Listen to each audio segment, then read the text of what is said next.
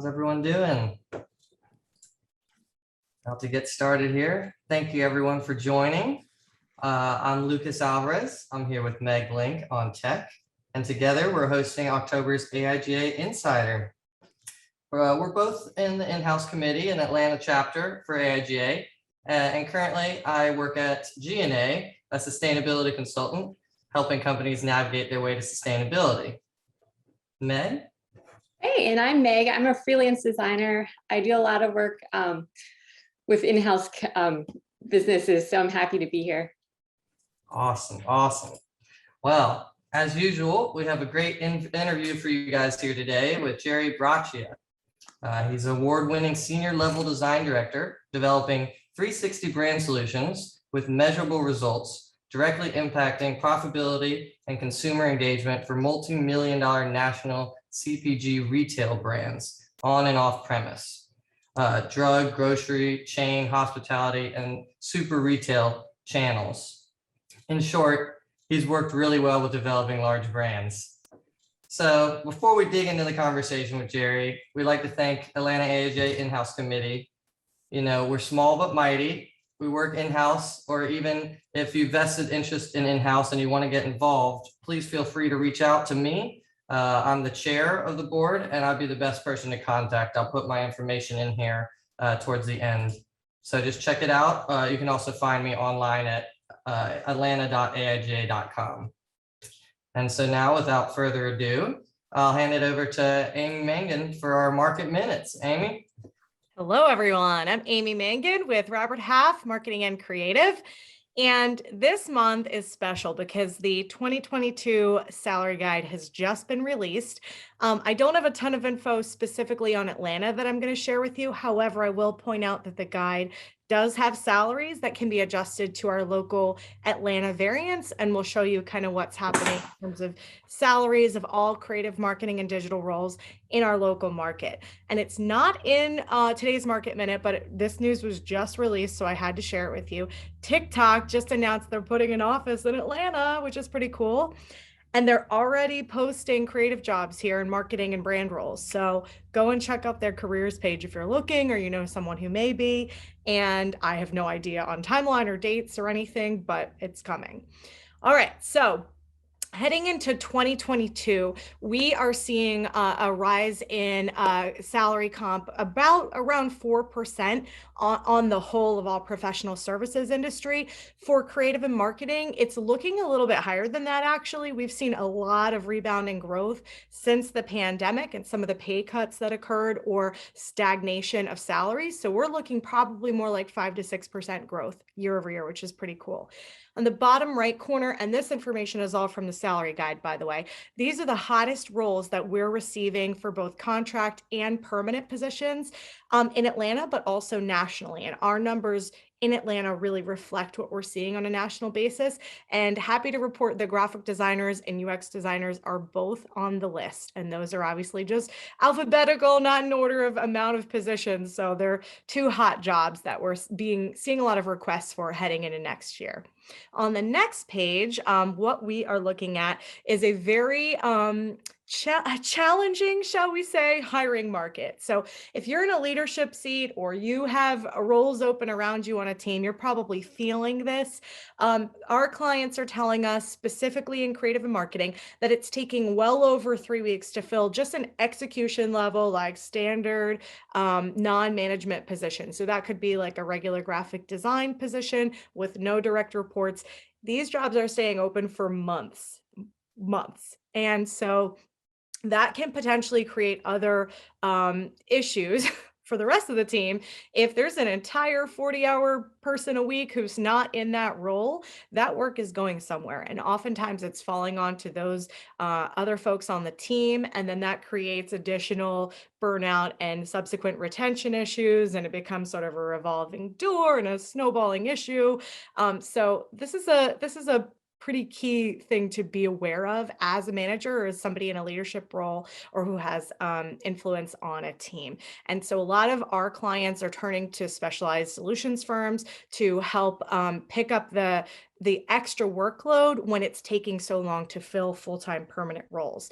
And that could be just bringing in a one-off freelancer or contractor, or maybe it's plugging in an entire team to help kind of move forward any initiatives that have stalled out and maybe holding back the rest of the team's forward progress. So good news is over half of hiring managers in creative and marketing are telling us they are adding to their teams heading into 2022. And a lot of what's driving that hiring strategy continues to be e-com and digital projects in general. So lots of creating seamless customer experience, therefore lots of UX and UI roles, promoting brand awareness and various digital marketing functions. So like lots of digital marketing roles in general, content strategy, analytics positions, those have been hot for both contract and perm hiring.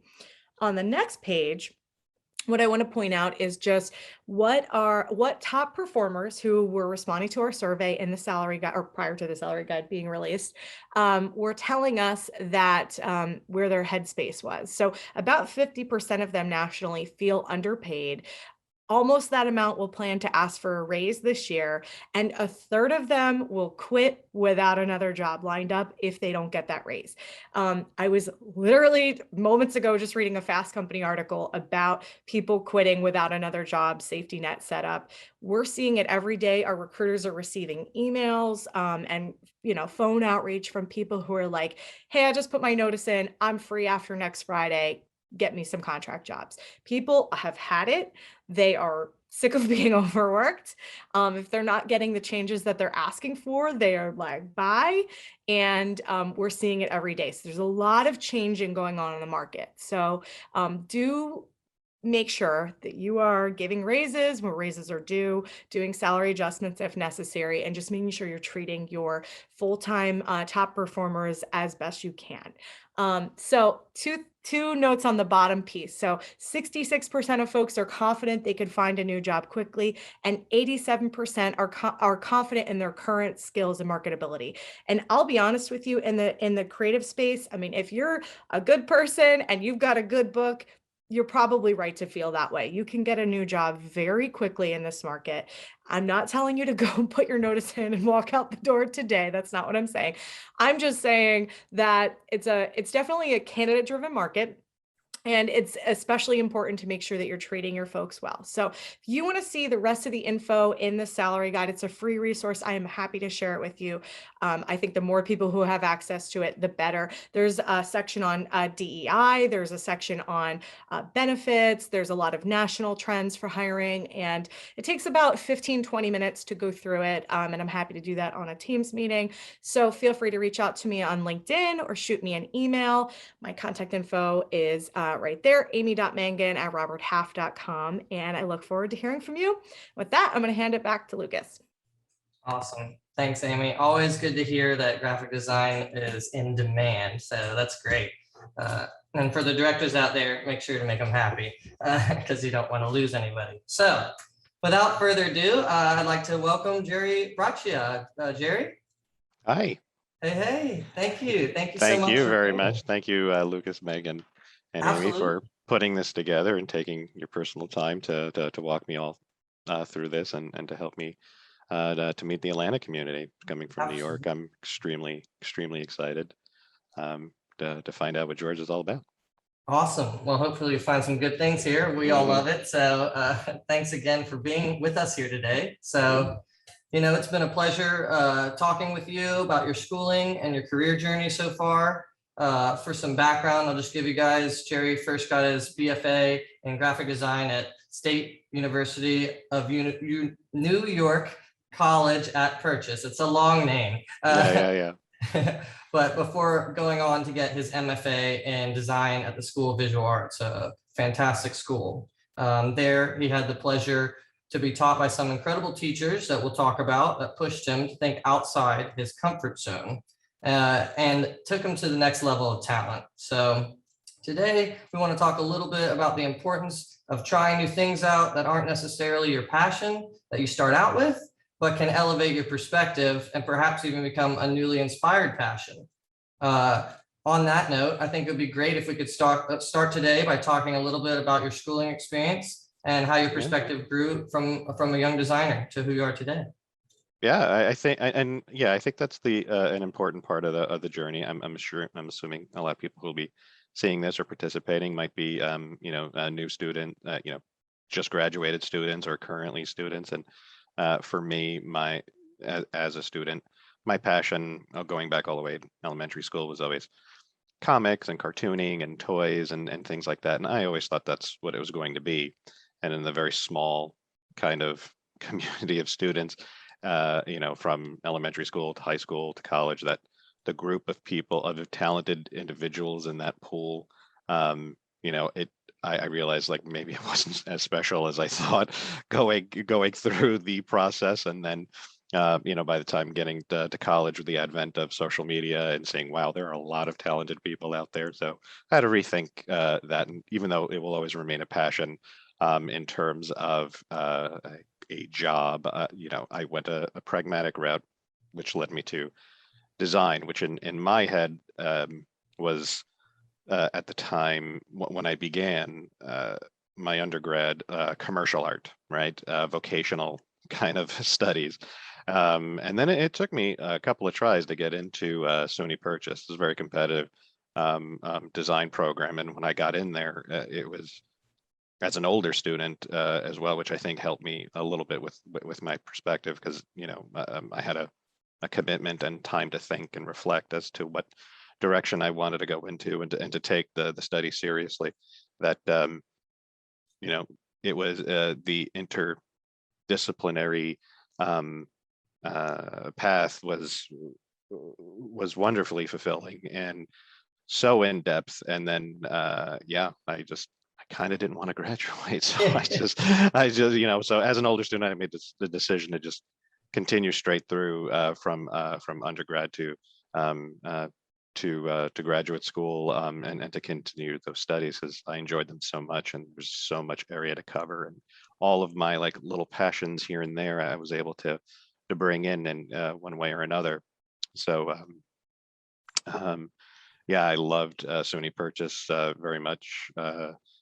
You know, some really great years there, and then the School of Visual Arts was also amazing. Very, you know, amazing and a little intimidating experience, but I feel that having gone through it, it gave me abilities and strengths to work in-house that I might not have had if I didn't go through the experience and gotten out of that comfort zone, feeling so lost, not just from a disciplinary point of view, not really, you know, a little bit of imposter syndrome, because, you know, as a comic book artist and a cartoonist, I felt you know, a little out of place, and then some of the professors there were pretty world famous. I had just read about them in like the history design books in undergrad, and then I was actually taking classes with them in grad, and so that was a little intimidating. And then we had to present. But you know, I figured if I could survive those rooms, I could survive any room now. So that was a wonderful experience that I will be paying back the rest of my life. Hey, I mean, I hear that. I think a lot of us can relate to that. And also, I think a lot of us can relate to the fact that, you know, when you go through undergrad, even at the beginning, before as an art student, I can relate, not necessarily knowing what direction to go in, and finding graphic design being a pragmatic way to approach art into the real world. But you find that there's so much to do in there too, that really the undergrad, it's hard to cover it all. So I think there's a lot of credit to be said to, if you want to focus or find something new, to remember that going back to school actually is a really good option, because you can really pursue specific avenues that you're not able to do in undergrad unless you just go straight into the real world, which is always challenging. So on that note, you know, we talked a little bit about when you were going through schooling, and obviously you loved comics and toy design and those passions that you had, trying to figure out how to put that into application here. Could you talk a little bit about when you were being school, when you're at school, the process of breaking from your original focus of that and how you really overcame that? Yeah, well, the encouragement came during school, but the first year was foundational stuff with some of the people who have been instrumental in creating the design program at the School of Visual Arts. And then the second year is you commit to a thesis year for that whole year to the program at SVA was called Designer's Entrepreneur. And so the idea was that you would develop a thing, whatever that thing is, be it a product, be it a political campaign, anything that you wanted. Just the idea was that you would be as much of an author as you would a designer. And so, the research, the creating of it, the ownership of it, and then the presentation and then defense of it. And so it could literally have been anything. And of course, mine was an action figure. But there was a very what we talked about is I shared a pretty cool conversation that I had with Milton Glaser on review of some of my work that first year, where we were supposed to review everything that we had gone through. It was like the end of the year kind of review. And he kind of he was very polite, but he just said, I don't want to talk about this stuff, because it was all comics and toys and but all the stuff that I love. And I had gotten pretty good feedback during the year, but during that kind of final meeting, he said that he encouraged me, because he shared that he wanted to be a cartoonist, and that after at that time he was 77, he said he felt that he could get back into it now, after having this this amazing career as a designer. And so you just don't know where life kind of takes you. So he encouraged me. He was like, just try something else. I said, what? And he was furniture design. It doesn't matter, as long as it's outside your kind of comfort zone. So you could learn something about yourself and maybe find a new passion. And that just always stayed in my mind. So after a successful presentation, my thesis, and graduating and getting into the real world, I started in wine, in the wine industry, which is not something I ever considered. I've never been a drinker. I've never been a fan of wine, even though my father made his own wine. And being Italian from Mount Vernon, I'm not a stranger to it. It's just not. It was not something I considered as a professional choice. And I think that what I found interesting about that experience is kind of being objective about it. I didn't have a passion for it. I didn't love it, because if you ever met a hardcore wine drinker, they are super passionate and it's hard to talk to them sometimes. And for me, sometimes I felt like an alien, just kind of in this world, making observations, taking down notes. And the brands that I ended up working on, from Yellowtail to Menage a Trois wines, they were very irreverent, very different for their categories. And I think that my sense of whimsy that came from, and humor that came from cartoons and comics and science fiction and all of that. I think in the pieces that I ended up creating in that time from 2008 to 2019 I think you could see it in there. And of course, a lot of it was tactile and 3D. So my passions were, for, that itch was always scratched in terms of what I really enjoyed to do. And it's strange advice to say what the content is almost irrelevant, but it kind of was, because for me it was the joy was in the process. And then in terms of whether I would go in-house or to an agency or anything like that, I always felt a gravity towards in-house work, because the people that I admired, the people in that studies book, they were all pretty much in-house for a great portion of their career. And I don't know if that was an accident or if that was just nature, predating the prevalence of marketing via agency. But I thought that was kind of cool. All my heroes were in-house, so why not? And and I'm still here.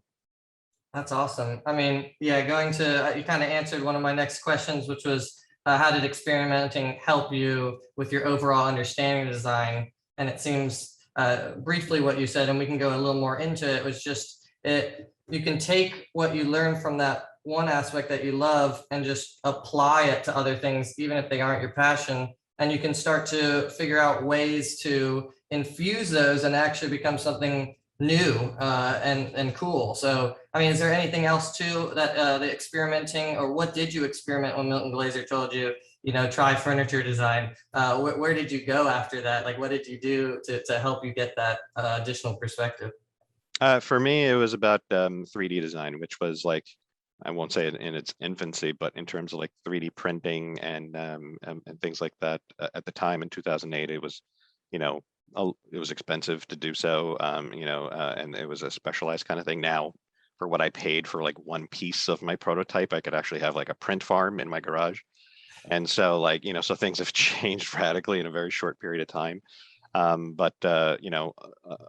took the furniture design thing, and I tried to make kind of like a Venn map in my head of like a diagram in my head about what it is that I enjoyed about what I do versus what other things were. And so a lot of drawing, iterating in life size. I read somewhere that I forgot if it was Monet or Manet, they did their sketches in like in actual size because a mural does not translate from this big to life size, and so that was something like I would prototype in 3D. And looking back, it should have been probably more of a product design kind of a journey for me, but I inject the 3D and tactile quality into try to in pretty much anything I try to do, and for something that's sold in retail, and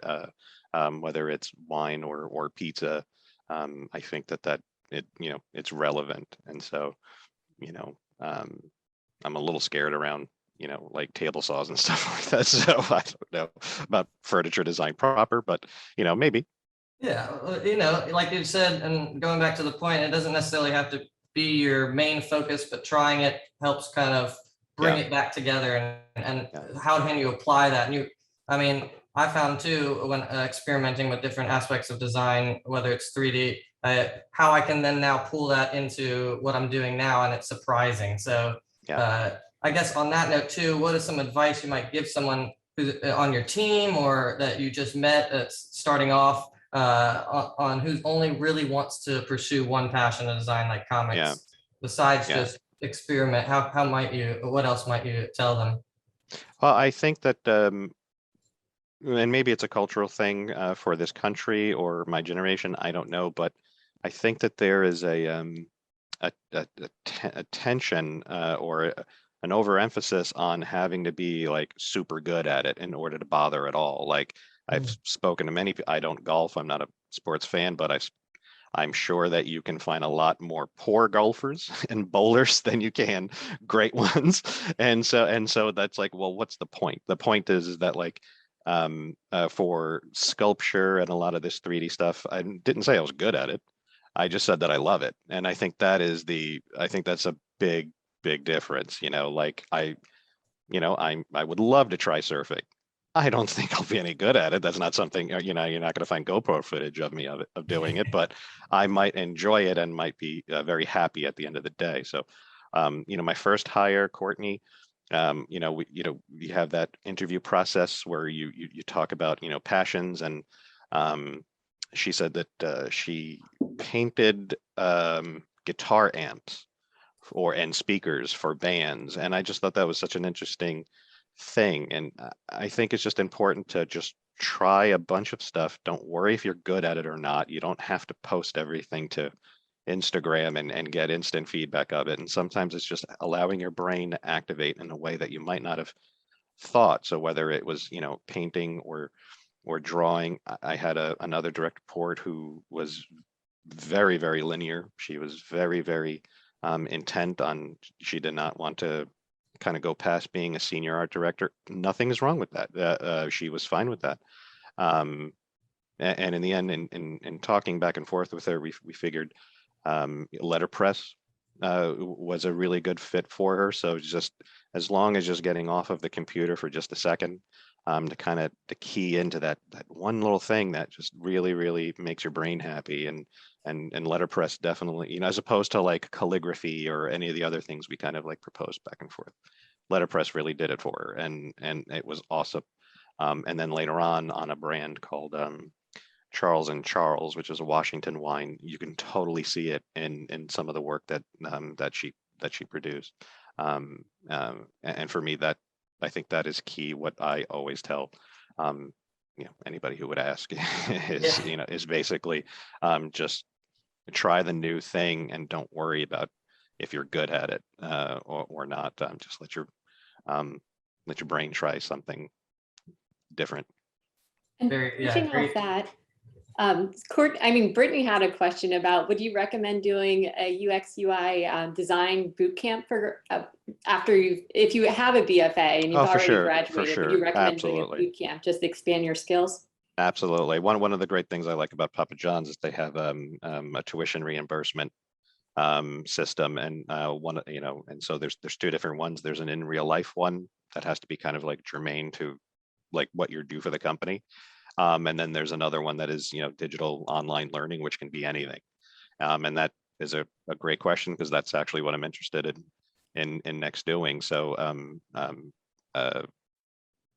game design and mobile app development is something that I'm absolutely want to look into. So yeah, definitely. The resources are all out there. So whether it's Khan Academy or just YouTube, I'm addicted to tutorials. I love tutorials, and but yeah, actually getting the certificate is important too. I did for like CMS development and things like that when I developed a website for one of the wine importers I worked for. It was just, it helped me to get, if not fluent, because I said again, it's not about being good at it. It's just being able to be conversant in something. So. Yeah, I think that's great. Trying, it goes back to trying. It can spark a passion, and it also can spark new ideas. You don't have to be the best at it ultimately, but maybe you are. So on that too, passion versus work. I think it goes without saying that everyone like wants to work at a place that they're passionate about. But to what degree does that take shape in the real world? Is it like all or nothing? I mean, I think ultimately both should exist for a healthy work balance, as you're describing, and they also often cross paths in interesting ways. So I would like to talk just a little bit about your first jobs, developing creative for some really well-known wine brands that you kind of already mentioned, Yellowtail, Menage a Trois, and how you branched out from the primary brand passion, actually provided you new perspectives and led many successful campaigns and promotions. So yeah, let's talk a little bit about what those new perspectives Sure. were when you were working there.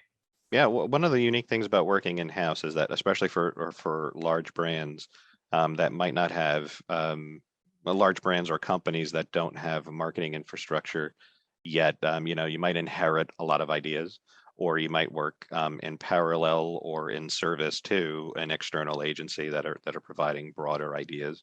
But I always try to stay extremely tuned in for opportunities because there's always going to be air in the conversation. And as an Italian American person, I don't get offended by people interrupting, and I have a bad habit of that myself. It's just how we talk. But anyway, I try to be prepared for those little opportunities, because the external agencies can't do it all or will charge to do it all. And so for things like Yellowtail, we were able, there were, on two particular SKU offerings in that line, we were able to do the packaging and kind of the pitch for it entirely, because we had the responsiveness, but like we had the speed, because we were the in-house kind of resource to do it, and we understood the brand very, very well, and so yeah, there's a bit of a scramble in the beginning, but in the end, every one of those little victories ended up making people remember us for the next one. And eventually on that team, we were basically pitching alongside with the external agencies. They wanted to see both ideas. And then for some of the smaller brands that weren't on retainer, and not like a priority SKU. We would be exclusive for them. And so I'm always looking for those opportunities in-house. For Menage a Trois wine, that was a priority SKU already. So that was, like my friends would, whenever they would come out to Napa and visit me, they're like, "You're like retired. This is weird." And it was, you could think I was checked out there because they had such a great infrastructure. It was such a popular product, and it was a lot easier. It was less of a struggle for that in-house department. Maybe it's a West Coast thing, but work-life balance, all that.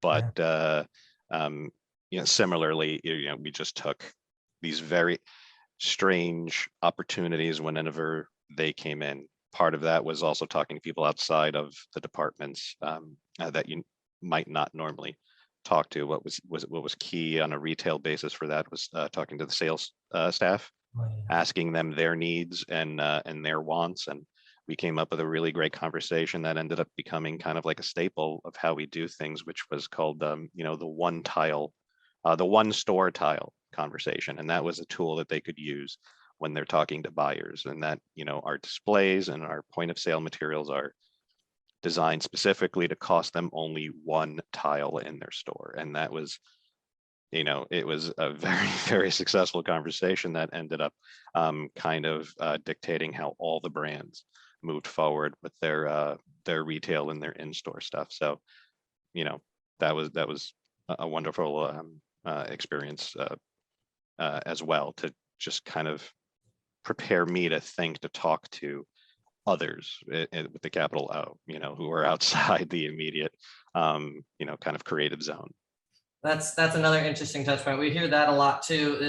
So not only testing new skills out and different passions, but also branching outside of just creative, like getting perspectives from different people. Obviously, it seems obvious, but we get siloed a lot of the time thinking, I'm making design for designers, and it's ultimately for somebody else. So, I mean, that's really interesting too, the fact that you didn't really love wine, or you weren't really in it, but you were also providing these new perspectives that sparked something that went across all the brands, like figuring out the new tile. It just goes to show you that you can activate your own perspective outside of your perspective. So and similarly with I just came back last week. I was week before, I was in Kentucky on a photo shoot for a new product that Papa John's is coming out with, and there are people from the menu and culinary staff there, and actually cook it, and then it goes from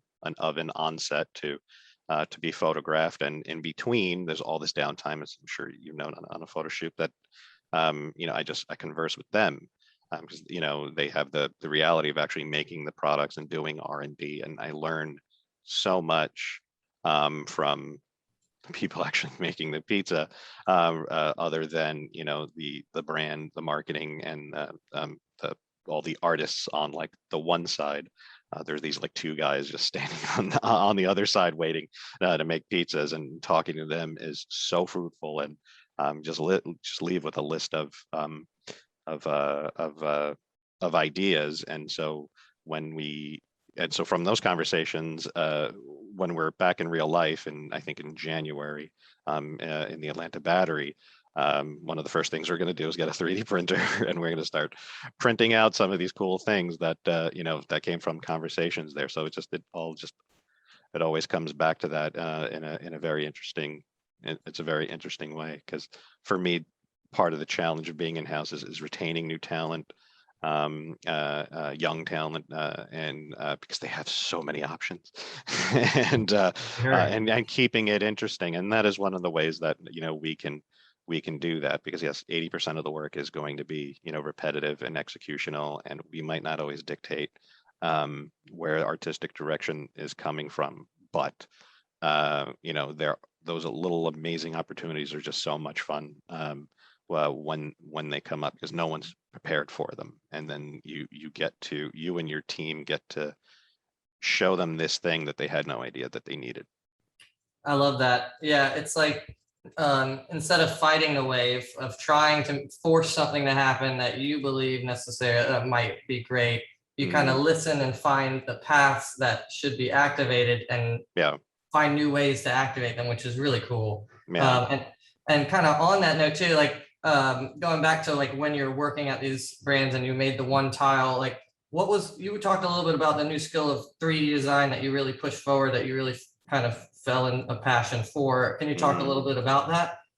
Yeah, for that, so at the kind of hero of the piece, much to the chagrin of the brand team, our retailers kept on asking us for a lamp that we designed for. It was like a triple-headed lamp for Menage a Trois wine, and retailers loved it because it had this very simple T shape. It only took up one square, and you could build cases around it.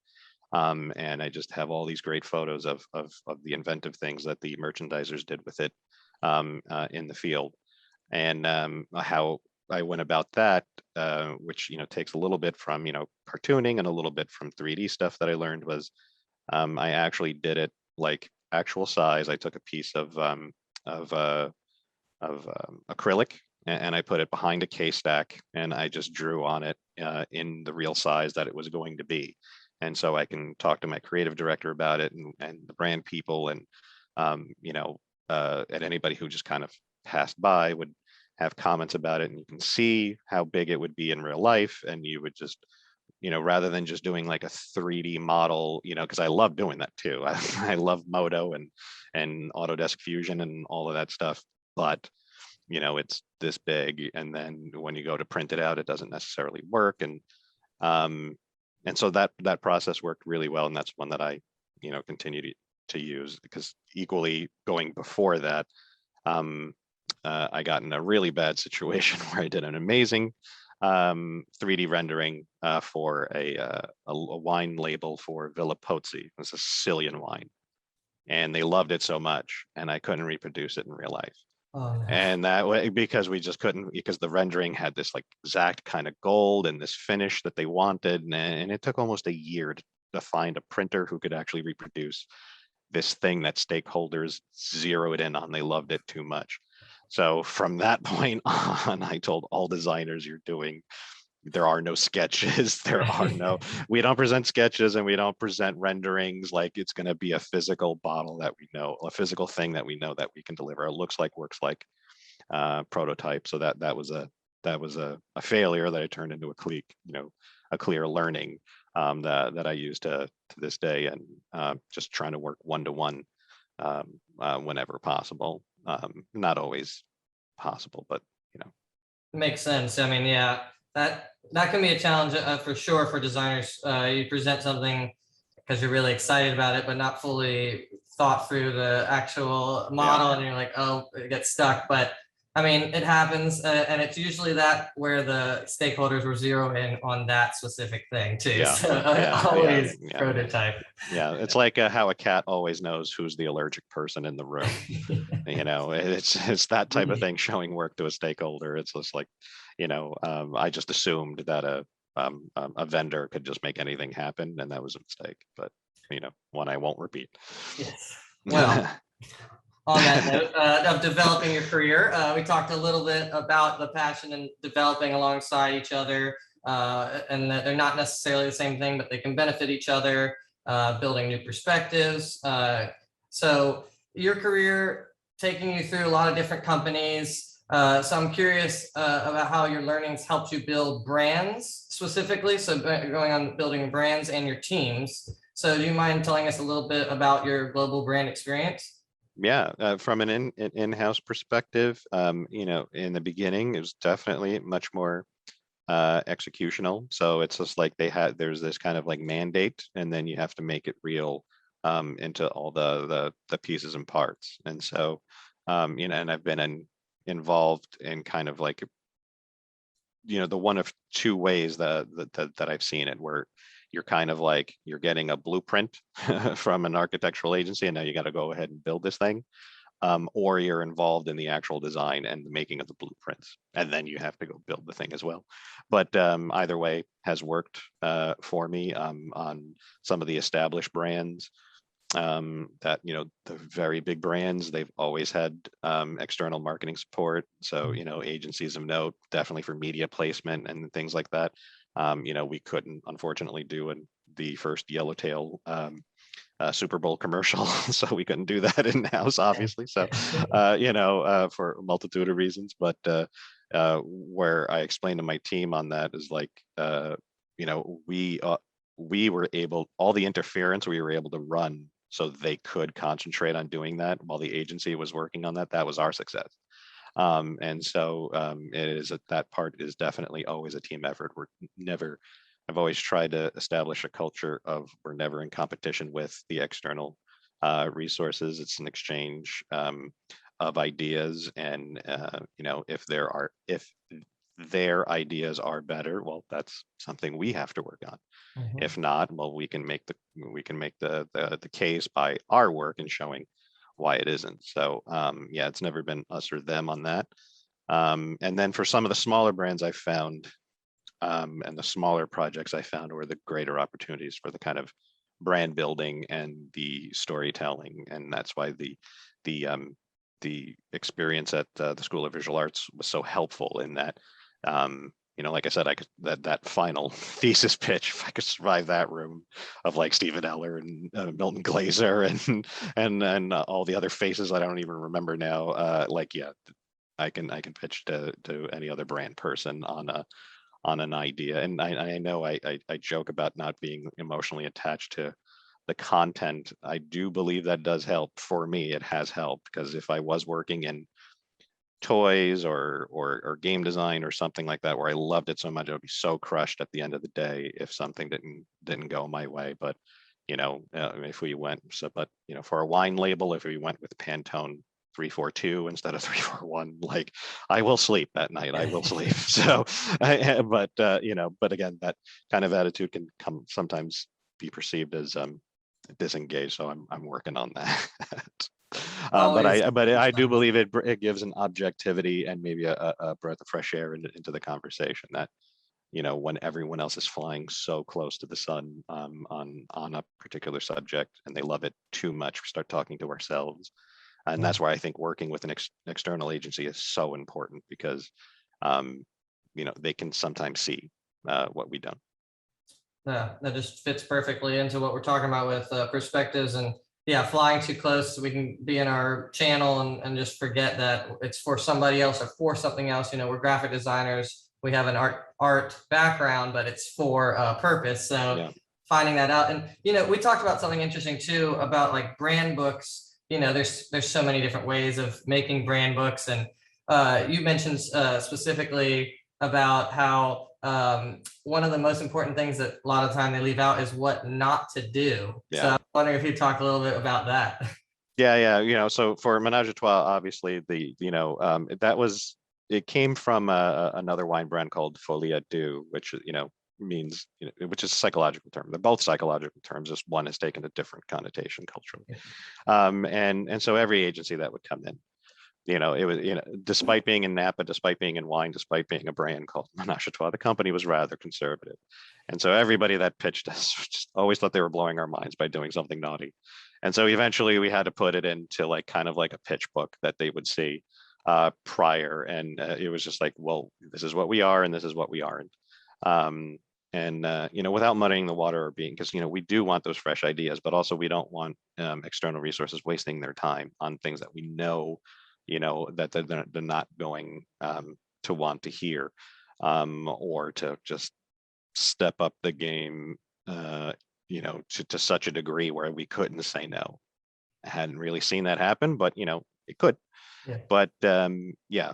So yeah, that's been part of my kind of my way of working, as well, is you know, a QA checklist for especially some of the younger designers, you know, to make sure these things are checked off in a way that doesn't impede creativity, but at the same time doesn't waste anybody's resources, because it's just like, you know, we would get things like, this is not, and I put in like examples of like Tom Ford ads and things like that, because you can just imagine what we were pitched, and it's just like, this is not what we are. And then and that was a pretty fun kind of book to put together, because I think it helped people just focus on where their strengths were and ideas that would actually kind of happen. Because stakeholder input, again, from not just from like our immediate like design and marketing teams, but actually getting stakeholder input, some like a patron who will support like our team's work, particularly on some of the more kookier ideas. That's also key, is building those relationships, identifying who those people are, and trying to foster those relationships, so you can get buy-in on something that might be outside of our comfort zone. Yeah, I think that's really key knowledge right there. When building a brand, it's not always about what we are, it's what we aren't, and giving that ahead of time. So, and to think about that too, as young designers, anybody on the call, to always think about like, is this also not what we need to be? Like it might be, it's too luxury, or like it Yeah. isn't the brand. It's cool and it does hit all the colors and it's in the right split place, but finding out what it isn't is a key insights that you learn from people outside of the art design. So Yeah. really, really key. Also, I guess talking about, in a different direction on hiring, how do you look for your team building in that aspect? How do you hire? Yeah, that well, the before I mention my first hire ever, Courtney, many years ago, she's now creative director at that company. So I love to know that that what we built together is still there, and she's taking it farther than I ever did. That's just a really awesome feeling. And I was joking with the photographers on the last day of shooting, because it was just kind of me left, everyone else had already bailed, and they were these kind of like stock photography-ish, like photos of ingredients and things like that. And making kind of like a joke on how like wow, I guess this is how important it is that everyone decided that they could go, besides me. And and I made a joke with them that I always try to hire people who care more than me, no matter what my level of care is on something. So I mentioned before the direct report who was very rigid and very kind of linear, and that she went and did letterpress. She loved color correction, she loved going on press check, so she became G7 certified, and things of that nature. So for me, I just try to keep an ear out while I'm talking to someone, as to basically how much they care, and how much and basically like from a kind of a mercenary kind of view, how I can profit from that, but also what would make them happy there long term, that they would have those opportunities, and if that's something I could continue to provide. Because I think much going to like the materials that Amy hinted at in her presentation, right now I think it's more important for companies to pitch to the candidate than the candidate to pitch to the company. Because I'm not an idiot. I know I can look at their work. I can see what they're capable of. And it's just like, if I really wanted to, I could give them a test in the software or something like that. I don't bother with any of that stuff. Is more important to me to make sure that they're happy, that I wouldn't be interviewing for I don't want churn. I know that times have changed. People don't stay in a job for 15 years anymore. But that is what I would like to engender that. I know that we did it once with the because we were like crying when I left the Deutsch family on Yellowtail. Like I loved that team, and we're all on a group chat to this day, so many years later. And so I know it's possible to have a great environment where you do great work, and it feels like a family, and that's what I strive for. Yeah. So, and then passion, of course, whatever it is, and openness and things like that. And I'm really finding myself pitching more to them than pitching to me, because I can see their talent. I don't need to be convinced. And then also what's very telling is the questions they ask me during like the part of the last part of the interview. When you open it up to them, is also extremely telling. Yeah, just personality, you can't really teach that. You can teach skills. Yeah. And I think it's also a really important part that you just mentioned, building a team that you feel like you're family with, can create lifelong relationships even after you leave. And a lot of time, those are the ways that those blossom into things that you can't see into the future. It's so important when I think what you're saying, to look for somebody that you really feel connects in, and not just for a body to be sitting there to do Yeah. executional work. Yeah. That's how you get the turn. Yeah. We spend so much time with each other that, obviously the culture, but that's why this opportunity with Papa John's is so awesome, is that, it's almost an all new team in Atlanta. And so we can kind of make up whatever kind of culture we want. And that is an amazing kind of experience, rather than going into, like a Microsoft or something like that, where, they clear, or an Apple, where the culture is very clearly defined before you get in. And so that part to me is extremely exciting. And that's also something I'm kind of looking for, and as we're hiring right now, is trying to find, you know, uh, that unique voice we don't have yet, because I might not be aware of that thing I need, and don't know right now. So. Well, that's awesome. We're getting close to the end. I got one more question here in this section. How do you inspire your team to keep them going and push them outside of their comfort zone? I'm interested in that. Yeah, well, I try to make sure that when we're building out these teams, that we're getting generalists, so everyone can kind of do the same thing. So I just don't want like the email person and the packaging person. If that happens naturally, that's fine. If people have a passion, I'm not going to take it away from them. Sometimes it happens naturally. I'm just very wary of silos and bottlenecks. I keep an open dialogue. I do, have there's the daily communication that just goes over the current queue, as well as individual one-on-ones. And part of that, I don't wait for the review, the end of year review, to find out if they're happy.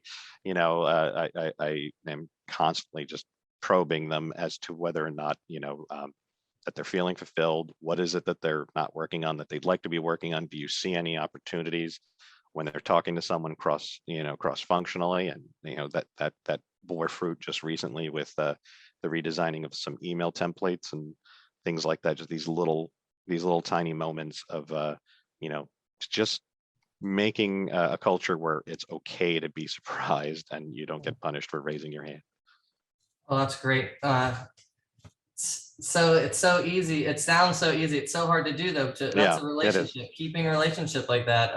And I commend you for that for sure. That's really great. So, well, we're coming close to the end, so I figure we can end on some fun conversations. Talk a little bit about your passions. So I don't know if you would like to talk a little bit about maybe you were talking about board games or games. Are you playing anything right now that could be fun for everyone here to hear about? Yeah, well, when we got to Napa, we had to kind of start, like we didn't know anybody on the West Coast. And so we just went on Meetup, and we found a really great group called Games and Grub. And so trivia and tabletop gaming and stuff like that. So that was fun. And like they had everything. We didn't have to bring anything, and so we would just play it all. I was just looking recently at was it Cthulhu Death something? I forgot, but after having a kid, it all fell away. So I'll be honest on that.